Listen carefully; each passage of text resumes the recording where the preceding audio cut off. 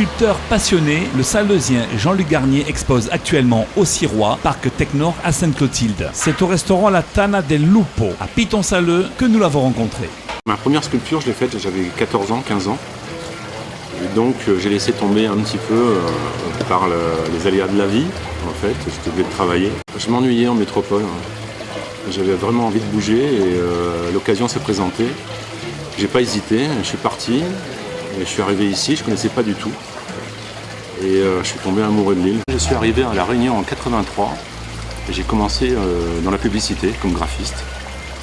Après je suis passé directeur artistique. Et puis un jour j'ai tout laissé tomber.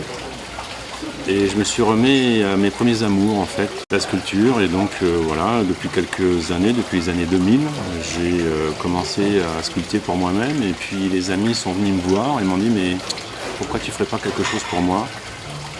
Et donc ça a commencé comme ça. En fait, ce sont des particuliers ou des amis qui me demandent de réaliser des œuvres ou des idées qu'ils ont pour chez eux. C'est pas une façon d'arrondir ses fins de mois parce qu'on est loin d'en vivre.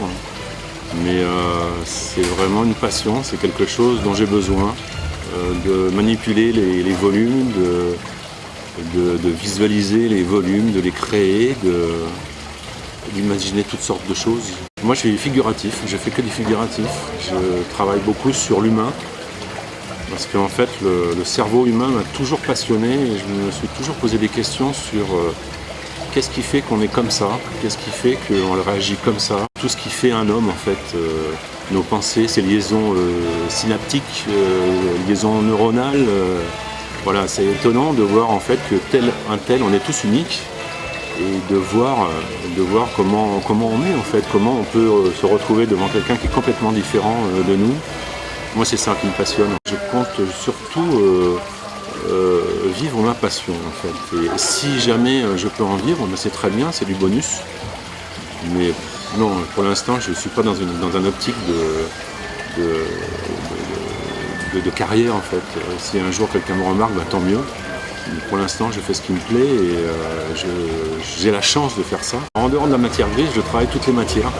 Je travaille le ciment, le béton, le bois. J'ai fait de la pierre. D'ailleurs, la première sculpture que j'ai faite quand j'avais 15 ans, c'était de la pierre de taille. Là, je fais du polyuréthane, je fais de la résine, du plâtre. Je suis un touche-à-tout. Je suis curieux, d'un naturel curieux et j'aime bien découvrir des techniques, manipuler des nouvelles matières. Et ça, c'est un truc qui est passionnant. Alors, l'expo du Sirois, c'est particulier en fait. C'était un concours de circonstances. J'ai amené mes œuvres et j'ai fait ça en fait vraiment parce qu'on est dans un lieu de recherche. Le Sirois, c'est de la recherche. C'est que de la matière grise. Et j'ai trouvé ça hyper intéressant de montrer en fait des têtes avec des mimiques et des attitudes différentes. Quand on va dans l'expo et qu'on circule en fait de droite à gauche devant les têtes, on voit des petits scintillements de lumière qui s'affichent sur le crâne parce qu'à chaque fois les petits miroirs sont sur le crâne et ça m'a fait vraiment penser en fait à ce que je vous disais tout à l'heure, ces connexions synaptiques, tout ce qui se passe dans le cerveau, ces petits effets de lumière et ça m'a intéressé et c'est pour ça que j'ai fait ça.